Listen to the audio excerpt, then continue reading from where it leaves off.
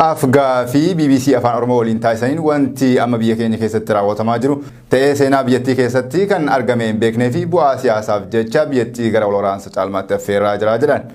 Keessumattuu ajjechaawwan suukaneessoo dhiyeenya lixa Oromiyaa fi giddugaleessa biyyattii keessatti qotee bulaa hiyyeessa irratti raawwatamaa jiruuf wayita deebii kennan abbaan gadaa Goobana Hoolaa sababa obboloonni lamaan dantaa siyaasaaf garitti wal qoodanii wal waraanuu filataniif diina biraa fuulaan ajjechaa uummata nagaa banameetii jira jedhan. Akkasuma Oromiyaan handhuura leecalloo biyyattii dirree siyaasaa fi diinagdee waan taateef Itoophiyaan nagaa argachuuf dirqama Oromiyaan nagaa argachuu qabdis jedhan. Qawweedhaan rakkoo ofirra jedhanii yaaduun tasuma waan hin danda'amneef paartii Biltsiginnaas ta'ee qaamoleen sirna sana morman hundi ta'anii mari'achuun goolamiinsi uummata nagaa xumura argachuu qaba jedhan abbaan gadaa Goobana Hoolaa. Gumii abbootii amantiitti Luumni Balaa Mokonnin Afgaa fi BBC Afaan Oromoo waliin taasisaniin rakkoon nageenyaa fi ajjechaawwan gara jabummaa Oromiyaa keessatti raawwatamaa jiran akka bara kanaatti naachisee hin beeku jedhan. Oromoon waraana keessatti iyyuu yoo nama booji'ee bakka kufee kaasee wal'aana malee bakka kufeetti dhahee hin ajjeesu kan jedhan Luumni Balaa Mokonnin obbolaan dantaa siyaasaaf akkasitti walitti diinamuun waan seenaa biyya sanaa keessatti ta'ee hin beeknedha jedhan. Seenaa biyyattii keessattis bara dhalli namaa namummaa isaa gatee gara bineensummaatti ce'edha kan jedhan Luumni Balaa Mokonnin rakkoo amma biyyattii keessatti uummata nagaa goolaa jiruufis furmaatni marii hunda galeessa qofa jechuun yaada isaanii golaban. Jiraattonni godina Baalee aanaalee garaagaraa dararaa sirna biyya bulchaa jiru isaan irratti raawwachaa jiruun bahaa fi gala dhabuun dhagahame. Godina Baalee aanaa Sawweenaa keessatti hidhaa fi reebichi dargaggootaa fi sabboontota gandoota aanaa Sawweenaa jalatti argamanii hammaatee itti fufeetii jira. Akka jiraataan aanichaa yaadanuuf qoodee jedhutti dararaan jiraattota aanaa Sawweenaa irra gahaa jiru kun bubbulee yoo ta'u, caalmatti ammoo erga dhiyeenya jiraattonni aanichaa ajjechaa jumlaa lixa Oromiyaa falmuun hiriira ba'anii booda hidhaan qeerroo qarree manguddootaa fi haadholee jabaatee kan itti fufeedha jedha. Bakka qeerroo fi qarree barbaadan hin argannettis maatii dararaa kan jiran yoo ta'u, sababuma kanaan konkolaachisaan ambulaansii dubartoota ulfataa jiru namni Muktaar Seifuu jedhamu mormii dargaggootaa qindeessite maqaa jedhuun mana hidhaatti darbatamee murtii tokko malee mana hidhaatti dararamaa jiraachuu maddii keenya gamasii eereeti jira. Akka odeessaan keenya gurraan nu gahetti konkolaachisaa Muktaar Seifuu dhimma isaa irratti maxxansan irraa nama bilisa ta'e yoo ta'u, sabboonummaa isaa qofaaf murtii malee mana hidhaatti dararamaa jira jedhan. Oduma wal qabateen aanaa Gaarfaa Gandaan Beentuu keessatti maqaa nagaa eegsina jedhuun reebichii fi hidhaan jabaatee kan itti fufe yoo ta'u, namoota hidhamanis hidhaa irraa hiikuuf tokko isaanii qarshii biyyattii hanga 10,000 gaafachaa jiraachuun dhagahame.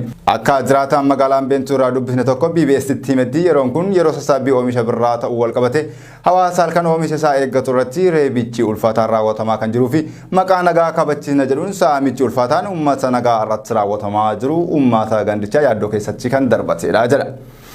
Yeroo ammas waaree booda sa'aatii biyyattii 11 booda sochii gochuun akka hin danda'amne qaamota maqaa nagaa eegsina jedhaniin kan akeekkachiifaman yoo ta'u, saba sodaa nageenyaatiif jedhuun uummata gabaadhaaf walitti ba'ee marsaa lamaaf akka bitatee hin gurguranne gochuun bittinneessaniitii jiru jedha maddii odeeffannoo keenyaa kun. Walumaa galatti dararaa fi saamicha hammaatatu nurratti raawwatamaa jira kan jedhu jiraataan kun qaamonni dhimma kana duubaan jiran osoo dhimma kana irraa of qusatanii hawaasni oomisha isaa tasgabbiidhaan sassaabate jechuun yaada isaa goolaba. Mootummaan federaalaa waadaa waliigaltee araaraa hojii irra oolchaa hin jiru jedhan pirezidaantiin naannoo Tigraay Dr. Dabratsiyoon Gabramikaa'el. Mootummaa fi uummanni Tigraay sanada waliigaltee nagaa hojii irra oolchuudhaaf onnee irraa fudhatanii hojiitti hiikaa jiraatanis mootummaan federaalaa waadaa waliigaltichaa hojiin agarsiisaa hin jiru jedhan dursaan adda bilisa baasaa uummata Tigraay Dabratsiyoon Gabramikaa'el. Dr. Dabratsiyoon Gabramikaa'el koraa ariifachiisaa mana maree jaaffaa waggaa sadaffaa Tigraay irratti wayita gabaasa dhiyeessanitti dubbii kana kan dubbatan fuulbarruun TPLF ibseetti jira. Mootummaan federaalaa garuu waliigaltee nagaa mallattaa hojii irra oolchuudhaaf hojjechaa akka jiru dubbata. Sadarkaa raawwiin sanadaa waliigaltichaa hojiitti hiikuun irra jiru kan ji'a tokko ilaalchisuun gabaasaa mana maree Tigraay dhiyeessaniin erga waliigaltee nagaa mallattaa uummanni fi mootummaan Tigraay gaafii waliigaltee nagaa raawwachaa jiru jedhan Dr. Dabratsiyoon Gabramikaa'el. Haa ta'u malee gama mootummaa federaalaatiin gara gargaarsa namoomaatii wantoonni nama jajjabeessan jiraatanis qabxii waliigaltichaa hafan ilaalchisuun garuu mootummaan federaalaa akkaataa waadaa galee raawwachaa akka hin jirre ibsaniitti jiru. Muddee 17 tajaajilli koominikeeshinii mootummaa federaalaa ibsa baaseen magaalaa Maqalee dabalatee naannoo Tigraay bakka waraanni federaalaa hin jirre gargaraatti gochi saamichaa bifa gurmaa'een geggeeffamaa jiraachuu beeksiseetti jira. Mootummaan ibsa isaa kana keessatti waliigaltee nagaa san irratti waadaa uummataa fi biyyaaf galee raawwachaa akka jiru eeruun yeroo ce'umsaa kan akka carraatti fayyadamuun Maqalee fi bakkeewwan birootti saamichi geggeeffamaa jira jechuun dubbata. Tigraay keessa bakkeewwan raayyaan ittisa biyyaa hin qaqqabin jiru tokkotti uummaticha nagaa kan dhorku saamichaawwan bifa gurmaa'een geggeeffamaa akka jiru ragaaleen ni agarsiisa jedha mootummaan biyyattii. Dr. Dabratsiyoon Gabra Mikaa'el itti dabaluunis humnoonni Eertiraa fi Amaaraa yakka hamaa uummata Tigraay irratti raawwachuu itti fufanii jiru jechuun mootummaan humnoota kanneen bu'uura waliigaltee irra gahameetiin akka baasuuf gaafateeti jira.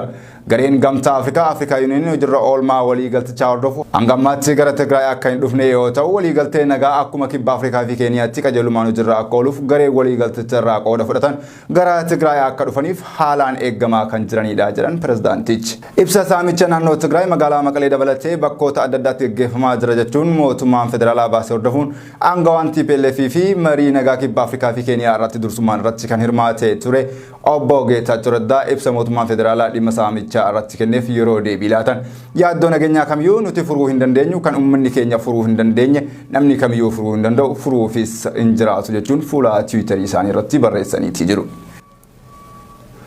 Rakkoon manneen barnoota afaan Oromoo fi faaruu alaabaa naannoo Oromiyaa manneen barnoota magaalaa Finfinnee keessatti dhiyeenya mul'achaa jiru ammas furmaata hin arganne jedhame.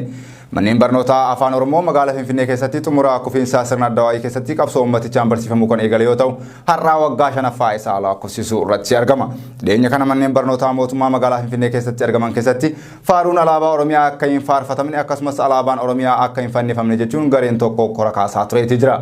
Manneen barnoota tokko keessatti alaabaa yoo buusan manneen barnoota kaanitti ammoo qabeenya mana barumsaa wayitaa mancaasanis tureeti jira. Sababoota hoggora kanaa keessaa tokko magaalaa Finfinnee bulchiinsa of danda'e waan ta'eef addatti manneen barnoota afaan Oromoo jiraachuu hin qabu. Sirni alaabaa fannisuu fi faaruu alaabaa Oromiyaa faarfachuuf humnaan nurratti fe'ame kan jedhu ture. Kana malees faaruun alaabaa Oromiyaa ergaa jibbiinsaa qaba jedhan gareen hoggora kaasaa turan kunneen. Haa ta'u malee aangawoonni bulchiinsa magaalaa Finfinnee dhimma faaruu alaabaa fi manneen barnootaa irratti ibsa laataniin dhimmichi fedhii biraan kan wal qabatudha jechuun addeessan.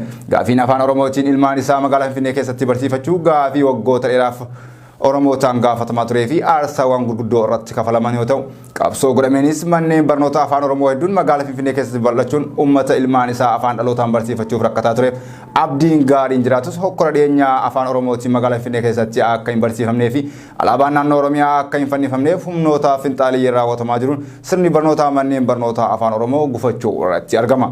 Humnoonni ilmaan Oromoo afaan Oromoo magaalaa Finfinnee keessatti akka hin baranne hokkora kaasaan kunniin qondaalota mootummaa irraa hanga jiraattota magaalattiitti yoo ta'u dhiyeenya kantiibaa magaalattii hokkora manneen barnoota afaan Oromoo magaalaa Finfinnee mariidhaan furree jedhanis hokkorri jalqabame sadarkaa manneen barnoota afaan Oromoo akka hin barsiifnee fi faaruun alaabaa naannoo Oromiyaa akka hin faarfamne ugguruu irra gaheetii jira jedhan.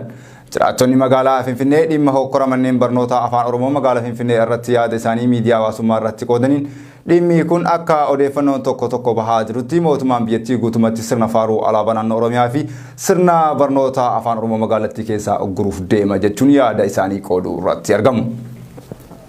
Egaa hordoftoota BBS kabajamoo oduun har'aaf qindeeffame kan hangammaa isinitti himne ture gama ogummaa kaameraaf teknikaatiin abdii